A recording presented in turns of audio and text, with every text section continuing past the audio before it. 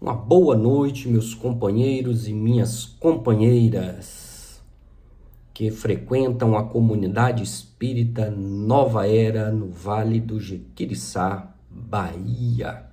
Com muita alegria, muita satisfação, imensa, o coração palpita, poder estar novamente com vocês para refletir um pouco mais sobre os ensinamentos de Jesus, sob a ótica da doutrina espírita. Essa doutrina bendita e consoladora, que vem sendo o arrimo das nossas vidas, que nos auxilia, que nos ampara, que nos protege, que nos oferece oportunidade de olhar a vida e encará-la de maneira diferenciada.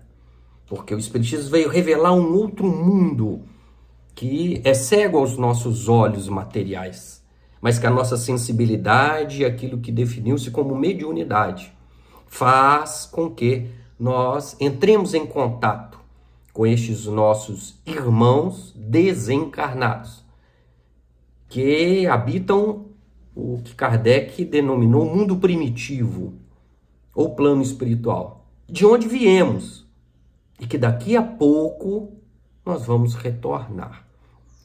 Aproveito a oportunidade e mando um abraço fraterno para o presidente da comunidade Espírita Nova Era, José Alberto Sacramento, que no dia 10 de outubro estará completando mais um ano de vida nesta reencarnação. Que a espiritualidade, em nome de Jesus, possa lhe ofertar as oportunidades, saúde, coragem, determinação, para dar continuidade aos seus trabalhos profícuos na sementeira do amor nos corações daqueles que batem a porta da comunidade Nova Era.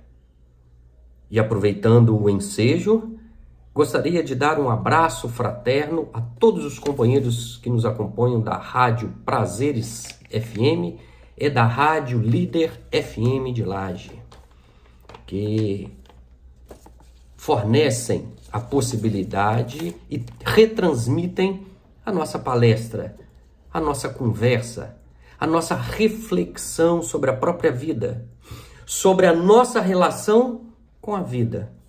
E como Jesus continua sendo ainda hoje o caminho, a verdade e a vida, como deixou registrado o evangelista João. Ele é a nossa referência. Ele é a maior representação do amor divino na face da terra. Veio aqui para abrir as portas e oferecer um convite. Vinde a mim, todos vós que estáis aflitos e sobrecarregados, e eu vos aliviarei. Tomai sobre vós o meu jugo e aprendei de mim, que sou brando e humilde de coração, e encontrareis repouso para as vossas almas, pois é suave o meu jugo e leve o meu fardo. Que consolo, meus irmãos. Tem um Espírito que nos oferece, que aconchega o nosso coração nos momentos de aflição, nos momentos de tristeza, de angústia profunda, mas que não assume para si a responsabilidade que compete a cada um de nós. Pois o convite é: venham a mim. E o que o senhor Celso me solicitou nesta oportunidade era dizer sobre o tema: o que nos leva ao encontro de Jesus? O convite está estendido. Vinde a mim. Agora, o primeiro passo, o primeiro impulso, depende de cada um de nós.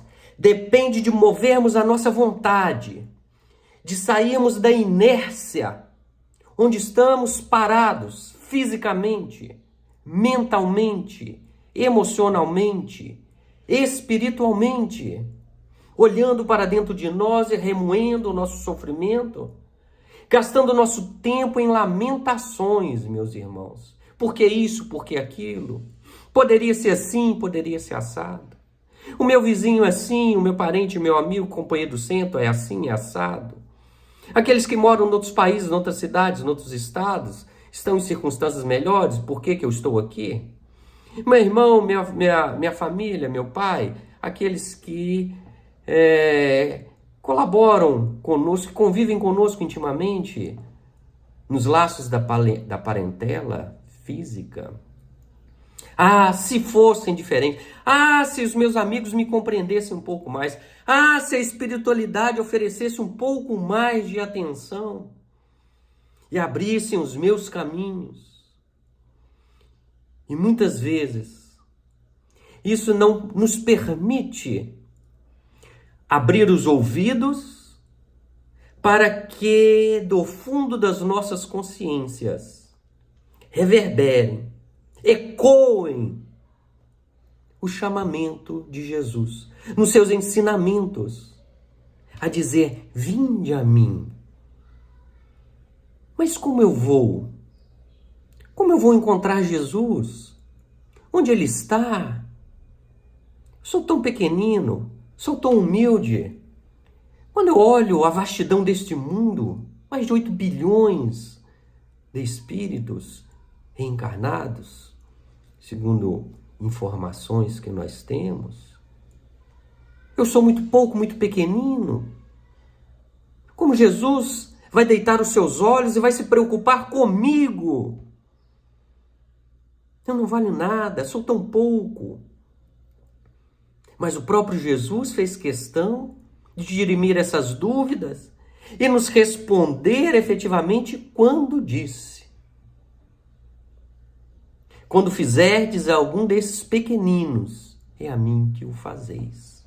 Jesus se encontra ao nosso lado na expressão daqueles que necessitam de nós, que comungam conosco, que confiam em nós, que estendem as mãos esperando que nós possamos ofertar o que nós temos. Porque assim como Jesus não resolve a nossa vida, nós não resolveremos a vida de ninguém.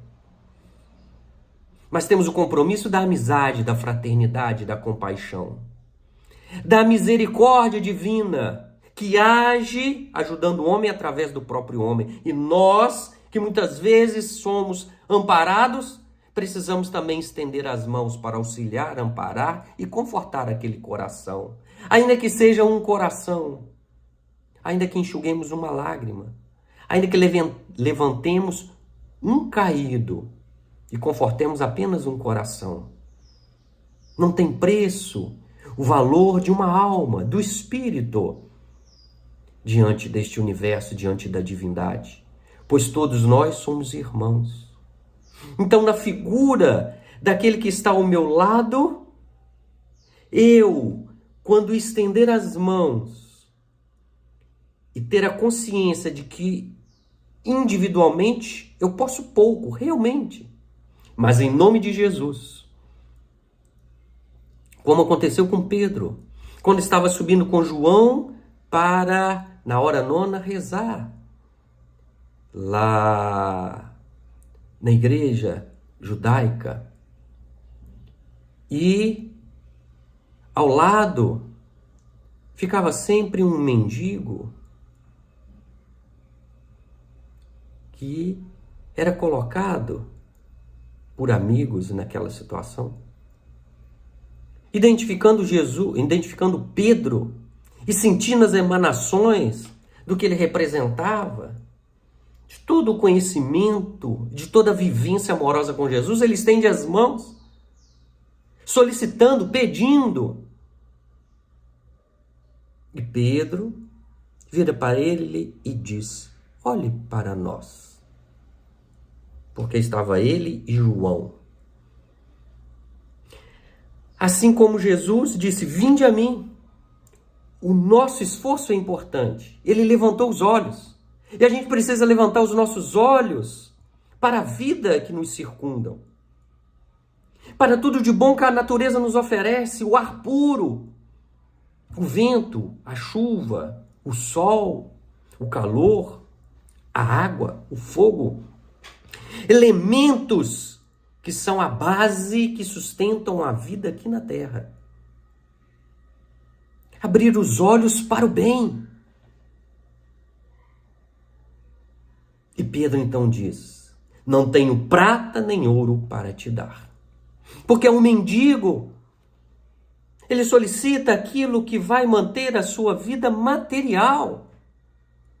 Então ele pede uma esmola, pede um pedaço de pão, pede uma roupa, o que é muito natural na nossa sociedade. E Pedro diz que pela sua pobreza, pela situação material em que se encontrava ali, ele não poderia oferecer nada que representasse o ouro ou a prata na simbologia dos bens materiais que nós compartilhamos com os necessitados. Mas, em nome de Jesus, levanta e anda. Então, nessa circunstância, nós nos colocamos na figura de Pedro. Quando alguém solicita aquilo que nós não temos capacidade de dar, aquele que nos solicita um conforto, que está chorando, com dor, com aflição, enquanto nós também temos as nossas dores e as nossas aflições. Não devemos nos fechar em nós, porque na medida em que estendemos a mão, ainda que seja no silêncio, segurar a mão do companheiro e dizer assim: você não está só. Eu não tenho ouro nem prata para te dar. Mas em nome de Jesus, dele, do Senhor dos nossos destinos, do bom pastor, da porta, do caminho, da verdade, da vida, do modelo e guia da humanidade. Em nome dele, eu ofereço o que eu tenho. E se eu tenho, é tão pouco como um pedaço de pão e um pedacinho de peixe recolhido pelos apóstolos, naquilo que ficou gravado como a multiplicação dos pães e dos peixes. Nós precisamos oferecer a base, o início, a vontade, a boa vontade, a predisposição de ajudar o outro.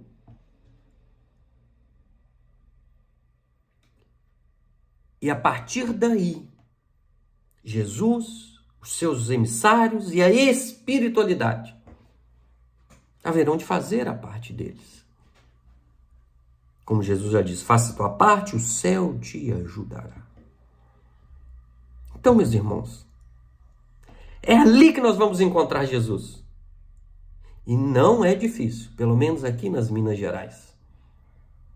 Você está cercado de pessoas que trazem as suas dores, as suas angústias, até porque estamos no mundo de provas e expiações. Todo mundo tem o seu cadinho de sofrimento. Alguns revelam, outros não. Então Jesus está ao nosso redor, aguardando a nossa predisposição, a nossa boa vontade de dar a nossa parcela para auxiliar. E quando nós nos predispomos, automaticamente, como disse a oração de Francisco de Assis, é dando que se recebe, é perdoando que somos perdoados, é morrendo que viveremos para a vida eterna. É uma lei divina. Se nós ofertamos amor, paciência, compreensão, amizade, o que vamos receber em troca? Não necessariamente do nosso irmão, que nesse instante necessita de amparo. Mas indiretamente, nós movimentamos energias do amor. E como diz Dona Joana de Ângeles, através de Valdo Franco, o amor é como um bumerangue. Ele sai das nossas mãos, ele roda, ele faz uma circunferência e ele retorna para nós. Então, qual a melhor maneira, mais prática, racional e lógica de minimizar as nossas próprias dores, os nossos próprios sofrimentos? Se é isso que nos leva a Jesus, é ajudar o semelhante, é auxiliar aquele que está ao meu lado. Até porque o acaso não existe, meus irmãos. Nós estamos no lugar certo, com as pessoas certas, nas circunstâncias mais adequadas da nossa vida, para alcançar os nossos objetivos, desincumbir das nossas tarefas e exercitar o amor que é o fundamento da vida, que é o nosso objetivo, que é a nossa essência, que fomos criados por Deus, e Deus é amor, segundo João. É fazendo como filho, como o bom samaritano, que na sua tarefa, ele não saiu de casa para fazer caridade, ele saiu de casa para trabalhar, ele saiu de casa para cumprir as suas tarefas, os seus compromissos, para fazer uma viagem de uma cidade a outra, como todos nós fazemos. E no meio do caminho, olhou para o lado, ou seja, deixou de pensar só em si, de focar somente as suas responsabilidades, o que tinha que fazer, sem ansiedade daquilo que iria acontecer, mas que ainda não aconteceu. Pleno no presente, aberto o seu coração e a sua sensibilidade, ele olha para o lado. Ele percebe que na vida nós não vivemos sozinhos, nós vivemos em sociedade. E que bom quando estamos cercados daqueles que precisam de nós, porque é uma oportunidade que eles nos oferecem de exercitar a bondade e a caridade. Ele se enche de compaixão. A compaixão é o eco do chamamento de Jesus. Vinde a mim. Mas quantas vezes nós não identificamos a voz de Jesus nessas solicitações? E às vezes dizemos assim, de novo, mas eu já ajudei, mas você é insistente, mas você não entende, mas eu estou sem tempo, mas eu tenho um compromisso, mas outras pessoas me esperam. E as justificativas vão rolando, vão preenchendo a nossa mente, vão ocupando, e a voz de Jesus que clama naquele que necessita vai se fazendo fraca, vai sumindo,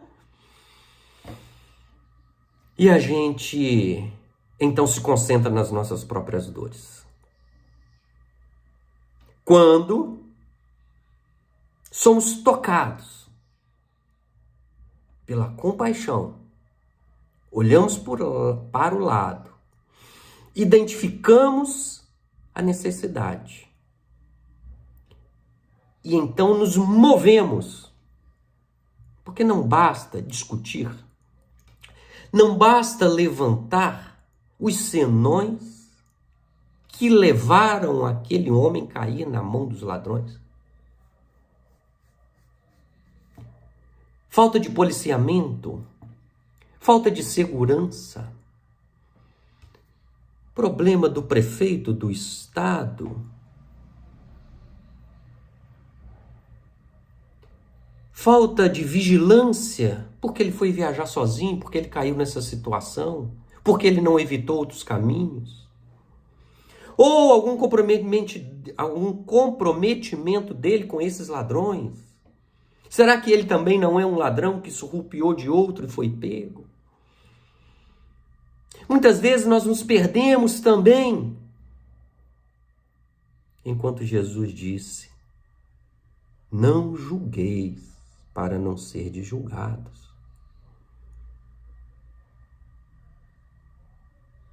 Jesus nos chama.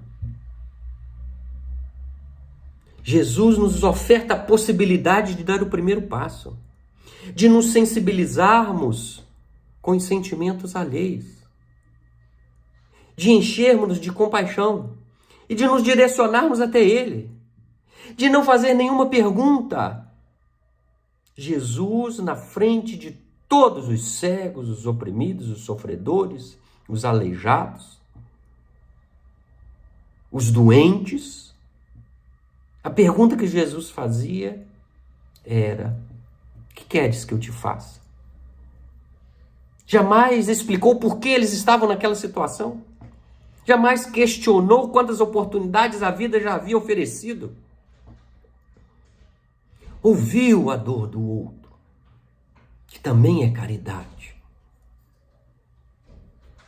E na manifestação do outro, Senhor, como disse o cego, que eu tenha vista, que o Senhor me cure,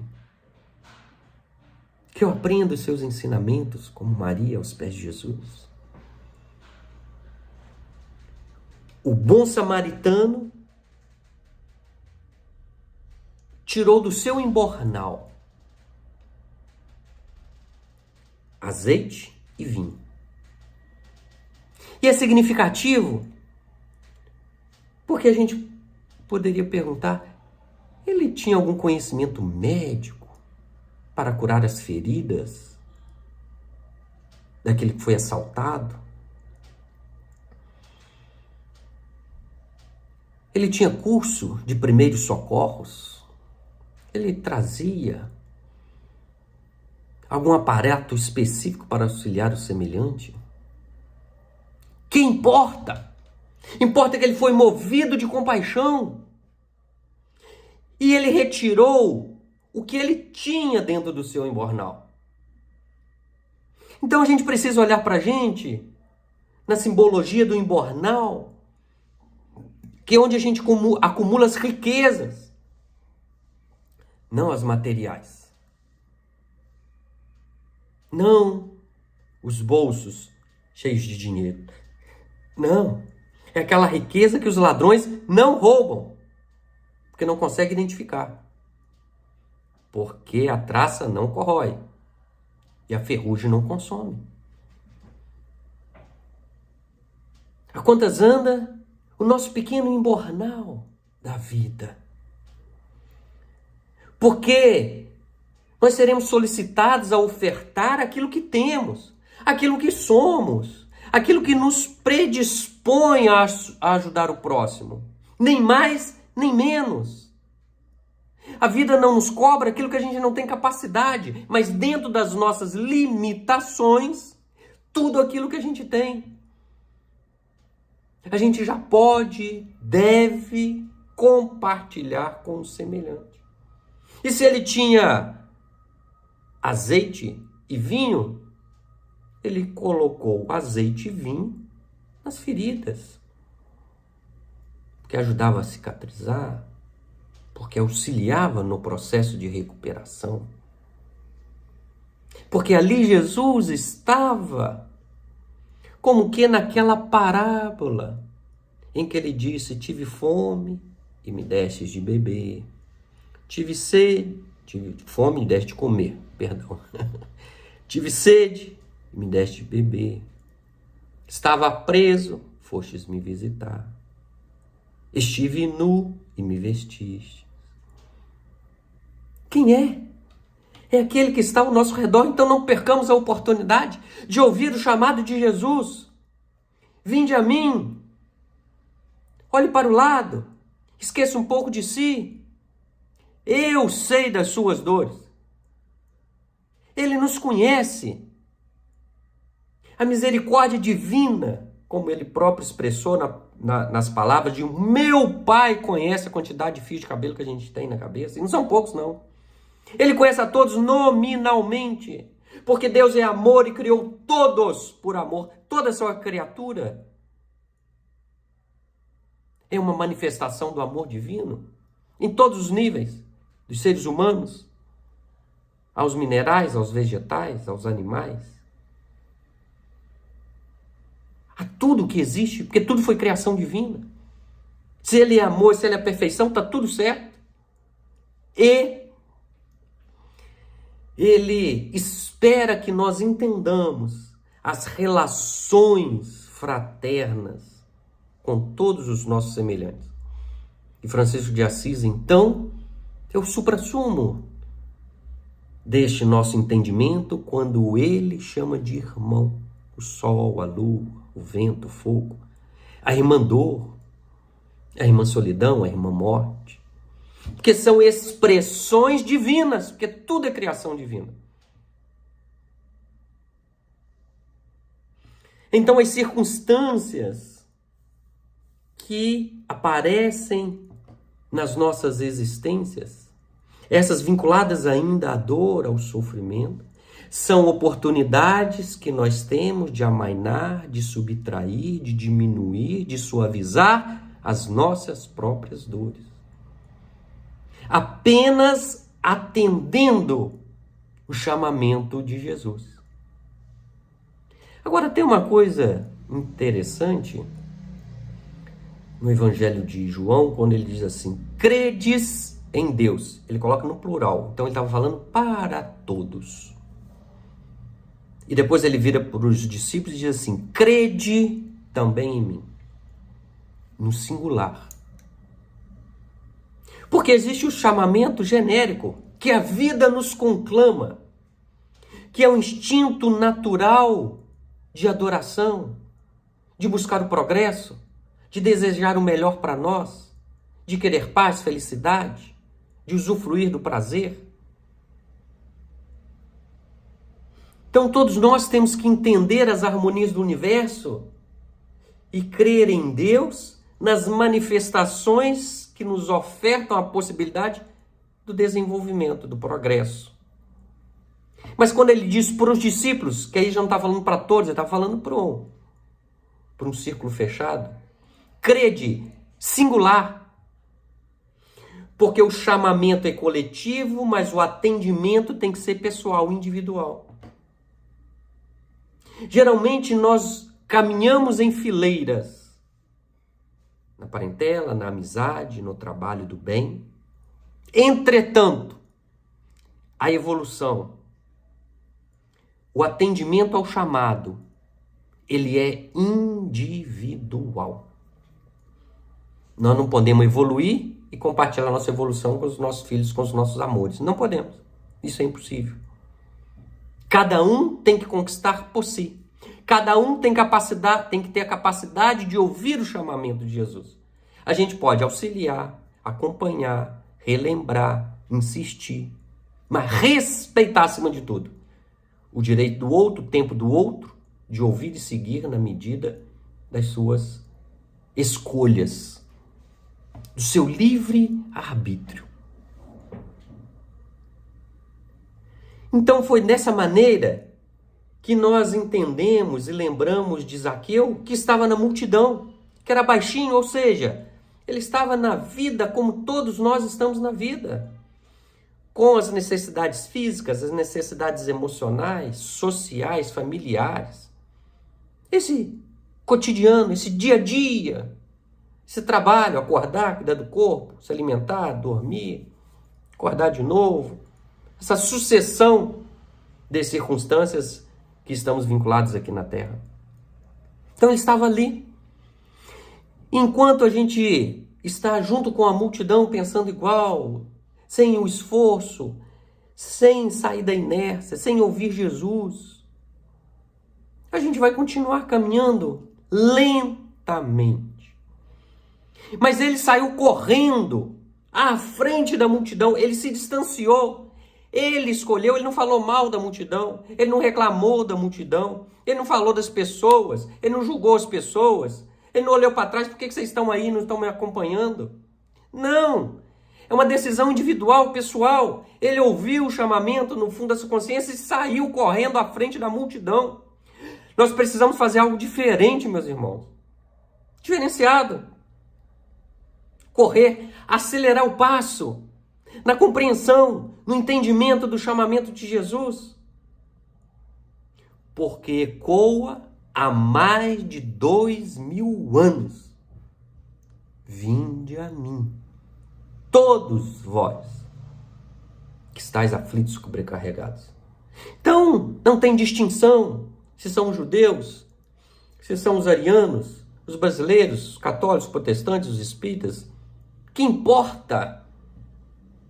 Todos somos filhos de Deus. Religião é criação humana. Jesus pregou o amor. Definitivamente o amor. Depois que ele se distanciou, depois que nós nos esforçarmos para adiantar os nossos passos na compreensão, na aceitação e no esforço do melhoramento, ele subiu no sicômoro, ele se elevou. Se elevar é estar mais leve em relação aos trabalhos puramente materiais. é parar um pouco, é silenciar no coração os nossos desejos, é fazer como Paulo: Senhor, o que queres que eu faça na estrada de Damasco? É aceitar e sermos gratos tudo aquilo que a vida nos oferece. Tudo aquilo que a vida nos oferece. Sem escolher se eu quero ou se eu não quero. Estou aqui para viver em abundância. Isso é se elevar. Isso é subir. Tanto quanto pela contemplação, pela oração, pela adoração. Não tem problema. São muitos os caminhos.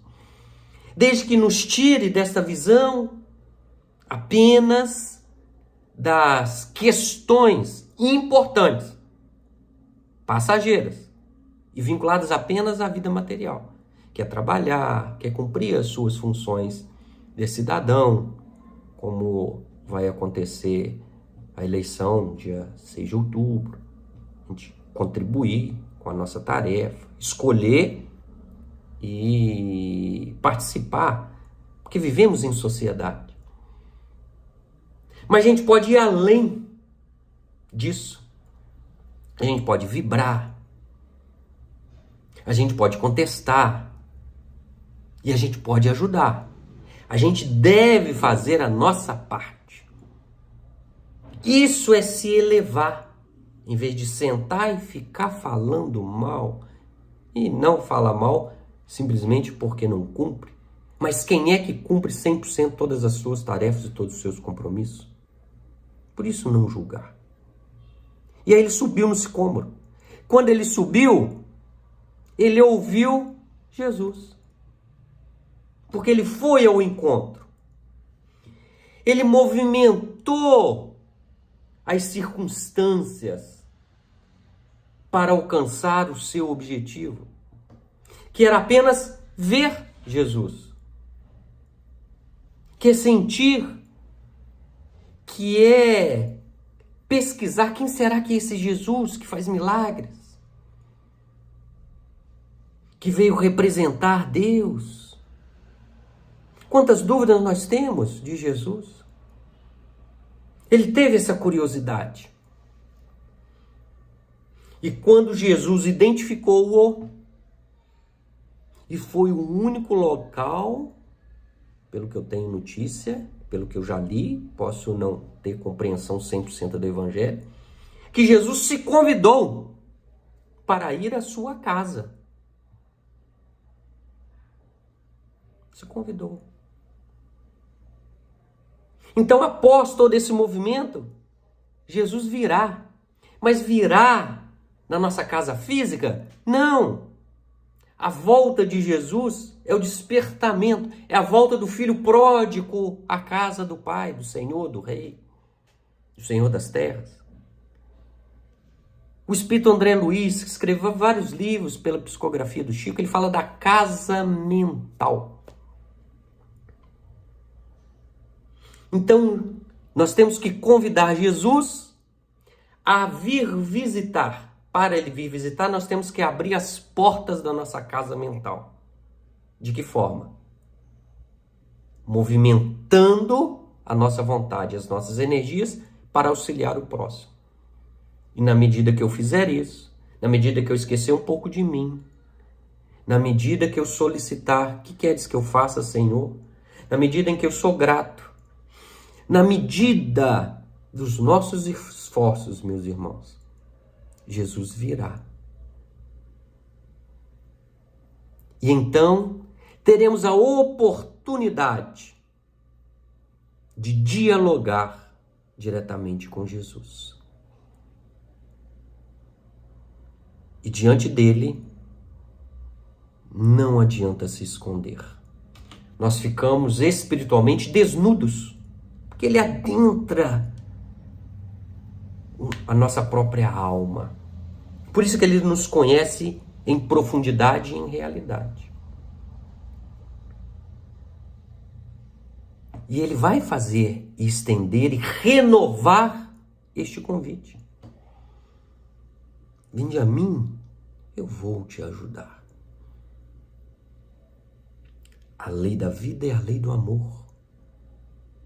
O amor se manifesta na fraternidade, na compaixão, no auxílio mútuo, na compreensão, no perdão, na indulgência, meus irmãos.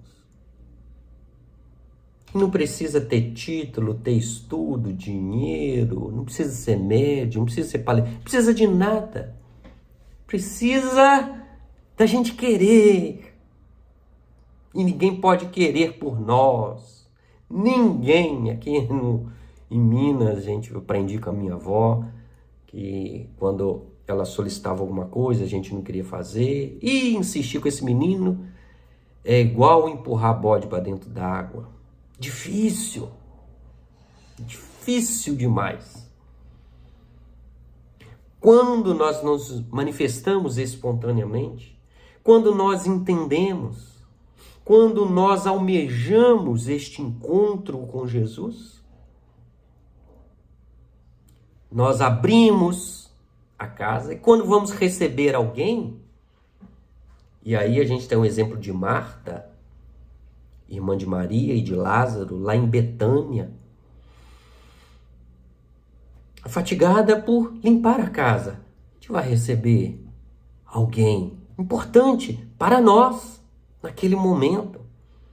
A gente quer oferecer o melhor ambiente. Mas o melhor ambiente não é o físico, é o emocional. É reconhecer em Jesus um mestre. É reconhecer que nós somos discípulos. É sentar aos pés de Jesus, como fez Maria, e beber da fonte fecunda que jorra a água viva do seu coração ininterruptamente.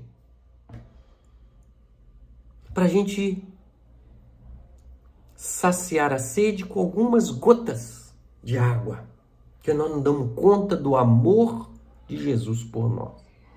Tão abrangente, tão intenso.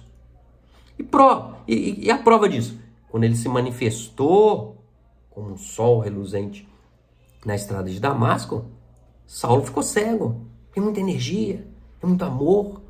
Nós ainda precisamos do filtro dos seus instrutores, dos seus auxiliares, dos seus ministros, dos seus trabalhadores, para vir revelar para nós a pujança de Jesus.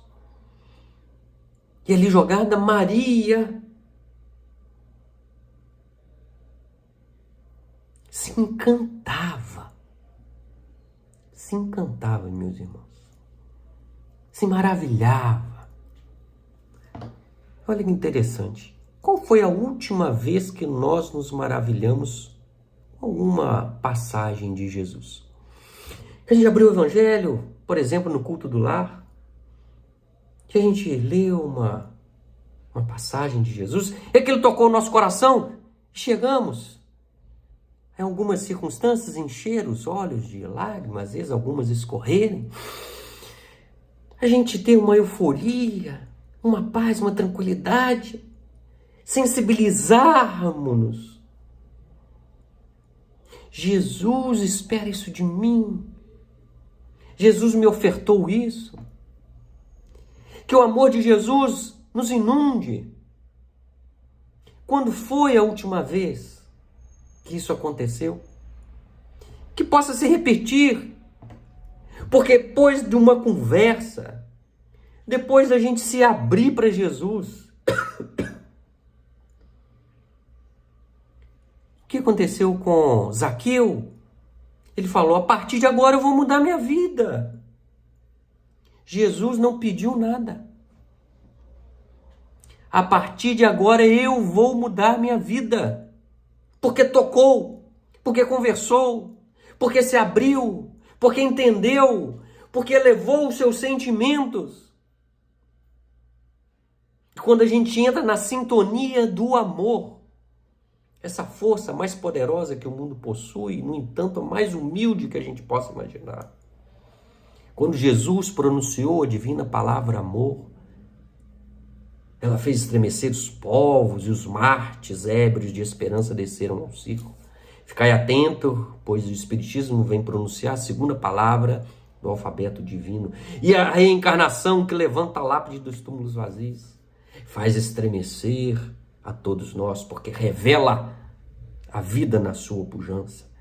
Lei de amor, Evangelho segundo o Espiritismo. Quando nós nos identificarmos com o amor, nós vamos mudar a nossa vida. De que jeito? Do jeito que a gente quiser, do jeito que a gente escolher. Tem o exemplo de Zaqueu, ele falou, eu vou vender toda a minha fortuna. Vou dar metade aos pobres e metade aos meus herdeiros, porque é da lei. E vou seguir os teus passos. Logicamente, que nós não precisamos abandonar os nossos lares. Não é isto. É uma simbologia de que a partir de hoje eu vou ouvir o chamamento de Jesus em cada grito, em cada choro, em cada soluço, em cada olhar silencioso que solicita a minha colaboração. Eu vou ser aquele que cede, que renuncia, que perdoa, muitas vezes considerado bobo, mas feliz, mais pleno. Porque quem ama está acima das iniquidades humanas, voa, sem que essas questões dolorosas, sim, reais, sim, mas passageiras, venham incomodar a essência da transformação.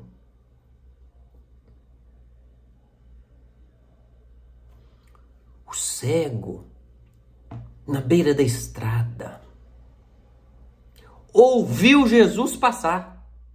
Não viu, Zaqueu viu. O cego ouviu, identificou.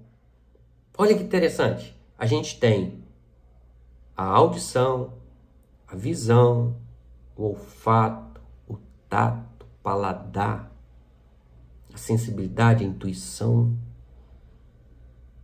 a razão, para identificar Jesus.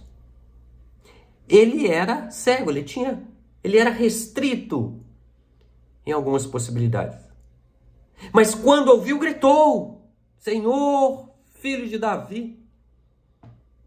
Davi, o nome de Davi é considerado o amado. Senhor, filho de Davi, tem de piedade de mim. Jesus, assim como Zaqueu, o cego, assim como Zaqueu, antes de Jesus chamá-lo, foi ao encontro de. E o que ele poderia fazer era gritar, ele gritou. E gritar, hoje, simbolicamente, na interpretação do Evangelho, é dizer em alto e bom som, Senhor, fazei-me de mim um instrumento da sua paz, para que onde haja ódio, leve o amor, ofensa, perdão, discórdia, união, tristeza, alegria, trevas, luz. Me dê a possibilidade de ser um servo, um trabalhador, ainda que da última hora, Senhor. Mas o que vai vibrar no éter para chamar a atenção de Jesus não é a voz física, é a vontade, é o querer, é o se predispor a não escolher tarefa. Não escolhe. Quem quer trabalhar, não escolhe. Vovó falava isso aqui, meu filho. Você vai em algum lugar, quando alguém chega e pergunta demais, e oferece demais. Se precisar de alguma coisa, esse geralmente não ajuda não, porque aquele que quer trabalhar, ele não pergunta, ele passa a mão na vassoura, ele passa a mão numa vasilha para lavar, ele vai ajudar sem perguntar. Quem pergunta não quer trabalhar, ela falava isso aqui. Então a gente diz, Senhor, eu estou aqui. Não, Senhor. Ó, tô caminhando. E a gente não sabe onde vai pisar, mas ele vai colocando o chão. Ele vai dando a base. Ele vai sustentando as nossas possibilidades. A nossa vontade. A gente vai entrando em união. A gente vai criando laços de amizade com Jesus. Já não vos chamo servos, dou o nome de amigos, porque é o maior de todos. Nós somos amigos. Nós somos os condiscípulos de Jesus. Nós podemos e devemos, desde que façamos a nossa parte. Até um empurrão a gente leva. Até um puxão alguém nos dá. Que é um incentivo muito importante para nós. Tem dia que a gente está chateado, dolorido, choroso, desanimado. Mas amanhã é um outro dia. E o amanhã não é só o amanhã da vida material. É o futuro. É o pós-desencarne. É a vida num outro planeta. São as harmonias, as alianças de afeição que nós vamos criando com os nossos irmãos do universo. Só que entre o cego e Jesus tinham os apóstolos.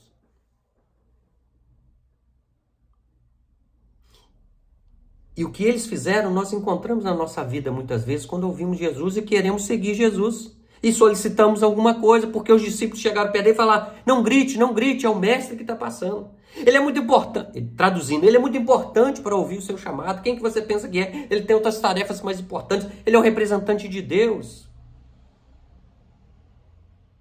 Ele veio para instalar um novo reino. Quem é você? Na fila do pão, como se diz por aqui. Mas ele insistiu e gritou mais alto ainda. Quando nós encontrarmos, meus irmãos, entraves, pessoas que nos desanimam, que dizem que nós não vamos conseguir, que a gente já tentou e errou, que colocam empecilhos, que interferem para que a gente não consiga realizar aquilo que a gente quer. Quando nós não somos aqueles que fazemos isso com os outros. E eles eram discípulos de Jesus. Pode ser trabalhador, médio, orador, não importa. Muitas vezes nós fazemos isso. Que não seja por má fé, mas a gente desacredita da mudança do outro. E vovó me ensinava aqui, meus irmãos, a falar assim: meu neto, se você não pode ajudar, não atrapalhe. Porque não atrapalhar é ajudar. Então, se você não vai ajudar o cego, se você não pode fazer nada por ele, deixa ele solicitar. É direito dele. É nosso direito pedir. E a gente pode pedir o que quiser. De sermos atendidos vai uma distância. Porque a espiritualidade, porque o amor divino, sabe o que a gente precisa. E nos oferece não mais. Porque como uma planta que coloca água demais, ela mela. Água de menos, ela seca. Tudo na medida. E a medida a gente vai acertando na medida em que, ao cargo e ao tempo que nós vamos convivendo com aquela planta para entender, ou alguém que já teve essa experiência que passou para a gente. Se ela precisa de mais sol, de mais sombra, de mais umidade, de menos, isso a gente aprende com o tempo. Então que não sejamos empecilho para a evolução de ninguém, meus irmãos, se a gente não se disponibilizar. Jesus para. E Jesus retorna. E Jesus o chama. E os discípulos vão até ele. E ele tira a capa para poder falar com Jesus. Essa capa pesa. São as nossas aflições, são as nossas lamentações, são as reclamações do nosso passado, são os remorsos, são as invejas, é o orgulho, é a vaidade. Nós temos muitas capas, meus irmãos, que nos impedem de ouvir, falar e receber Jesus na nossa casa e entender o que ele está falando. A gente precisa se desfazer dessas capas, o personalismo, o egoísmo. Tem muitas capas, cada um que sabe onde o calo aperta. Mas Jesus nos atenderá a todos, de forma direta ou indireta. E quando ele chegar na frente do cego ou na frente de nós, ele vai perguntar: o que queres que eu te faça? Se Jesus nos... Vamos parar, fazer uma análise, uma introspecção íntima e ouvir na nossa consciência Jesus na nossa frente dizendo: ei, você que me chamou, o que queres que eu te faça? Eu confesso, não sei o que eu perguntaria ou falaria para Jesus. Não sei. Não sei. Mas ele questionou. Será que a gente sabe o que a gente quer? Hoje em dia, na mitologia, a gente tem um gênio, faz 3 pedidos. Se a gente tivesse a oportunidade de fazer um pedido a Jesus, o que nós pediríamos? Resolver a nossa dor de barriga? O que significa resolver problemas da vida cotidiana, de um relacionamento com o outro, de pagar uma conta, uma dívida, de ajustar um problema de herança com o familiar? Será que a gente pediria para nós, para aqueles que estão conosco? Ou nós pensaríamos um pouquinho mais abrangente e solicitaria para aqueles que são mais necessitados, que ainda não ouviram Jesus, que ainda não encontraram com Ele, que ainda não se decidiram a este caminho de compreensão da divindade, harmonia com a própria natureza? Será que pediríamos a paz na terra? Enfim, cada um que elabore por si, se isso já não aconteceu.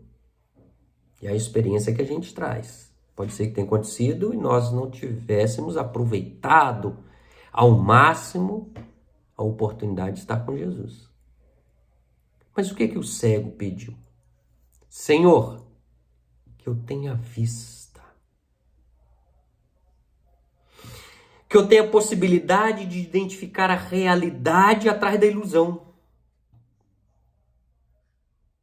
Que eu tenha a capacidade de enxergar a evolução atrás da dor.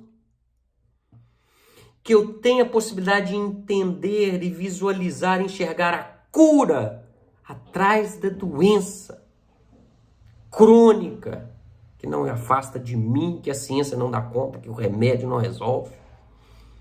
Mas que a encarnação e que o corpo físico está sugando para que eu brilhe, para que eu me sinta leve, para que eu me eleve, para que se abra um futuro diferenciado na minha vida. Vista para identificar os bons dos maus, não para incensar e elogiar os bons e para buscar eliminar os maus. Não é para isso. É para seguir os exemplos do bom, para ajudar os maus. Para ajudá-los. Para identificar as oportunidades que a vida me oferece para o meu crescimento e que exigem de mim um pouco mais de energia do que eu estou acostumado, do que eu acho que eu tenho capacidade de realizar. E nós podemos fazer sempre mais do que a gente imagina. Porque nós somos muito mais do que nós temos capacidade de pensar, de sentir, de analisar racionalmente. Isso é que eu chamo de milagre. É ter possibilidade de confiar nas palavras de Jesus quando ele disse: vós sois deuses. Podeis fazer tudo o que eu faço e muito mais. É muita coisa que a gente pode fazer, meus irmãos. Que a gente tenha vista para identificar no meu irmão um irmão. Como fazem os orientais, eles juntam as mãos e dizem assim, Namastê, que significa o Deus que está em mim, saúdo o Deus que está em você. Que a gente tenha vista para olhar para nós e sentirmos que nós somos espíritos imortais.